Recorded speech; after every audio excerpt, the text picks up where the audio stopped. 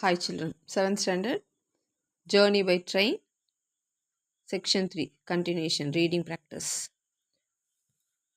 Mr. Fogg and Sir Francis Cromarty, after searching the village from end to end, came back without having found anything. I shall go on foot, said Phileas Fogg. Passepartout, who had now rejoined his master, made an unhappy face as he thought of his magnificent Indian shoes. Happily, he too had been looking about him, and after a moment hesitation said, Monsieur, I think I have found a means of conveyance. What? An elephant. An elephant? That belongs to an Indian who lives but 100 steps from here. Kearney, this was the name of the animal, could doubtless travel rapidly for a long time, and in the absence of any other means of transport, Mr. Fogg resolved to hire him. When therefore Mr. Fogg proposed this to the elephant's owner, he refused point blank. Mr. Fogg persisted, offering the excessive sum of £10 an hour for the loan of the animal to Allahabad. Refused. £20 refused also. £40 still refused.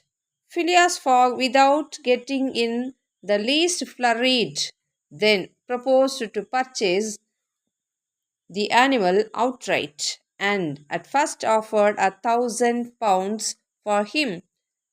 The owner, perhaps thinking he was going to make a great bargain, still refused.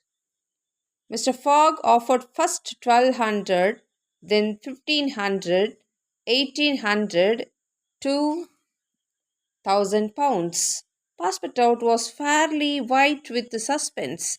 At £2,000, the man yielded. Good heavens, what a price for an elephant! Cried Passepartout.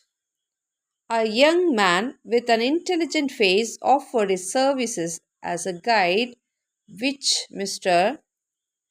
Fogg accepted, promising so generous a reward as to greatly increase his zeal.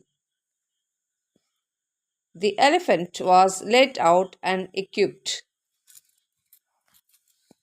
The man, who was a skilled elephant driver, covered the elephant's back with a sort of saddlecloth and attached to each of its sides some uncomfortable howdahs.